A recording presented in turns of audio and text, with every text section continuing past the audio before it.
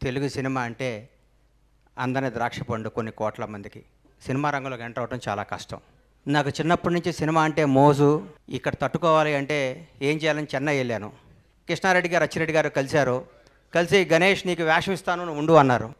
అప్పుడు నాకేం యాక్టింగ్ రాదు, వేషం ఇస్తానంటున్నారు. ఇన్స్టిట్యూట్ చేశాను, కానీ ఇండస్ట్రీలో నిలబడాలంటే వేషం వేయాలని చెప్పి కృష్ణారెడ్డి గారు వినోదం సినిమా ద్వారా నన్ను ఇండస్ట్రీలో పరిచయం చేశారు. నా పూర్వజన్మ సుకృతం కృష్ణారెడ్డి గారి ద్వారా నా నటుడిగా పరిచయం అవటం. కృష్ణారెడ్డి గారికి కేవీ రెడ్డి గారికి ఉన్నంత గొప్ప మ్యూజిక్ సెన్స్ ఉంది. ఏమి సినిమాలు సార్ ఆయన తీసింది. వరుసగా ఫ్లాప్లు ఇస్తున్న జగపతి బాబుకి, జగపతి బాబు నువ్వు స్టార్వి, నువ్వు అమితాబ్ బచ్చన్ లాంటి వాడివి అని చెప్పి ఆయన శుభలగ్నం సినిమా తీశారు. శుభలగ్నం సినిమాని మొగుడు నమ్మేటివేంటి సార్, వెళ్ళాం ఊరు వెళ్తే దీర్ఘ సుమంగళి బావ. ఆయన తీసిన సినిమాలో ఆయన మాట్లాడే మాటలు ప్రతి ఒక్కళ్ళు ఈరోజు ఏ సర్టిఫికెట్ రాకపోతే బాధపడుతున్న ఈ రోజుల్లో యూ సర్టిఫికెట్తోనే సినిమాలు తీసి కలకాలం నిలబడ్డ గ్రేట్ డైరెక్టర్ ఎస్వి కృష్ణారెడ్డి గారు. భారత చలనచిత్ర రంగానికి ఒక కొత్త కథ, పెళ్ళే వేడుక కాదు విడిపోవటం కూడా ఒక వేడుక అని చెప్పిన మహానుభావుడు ఆయన.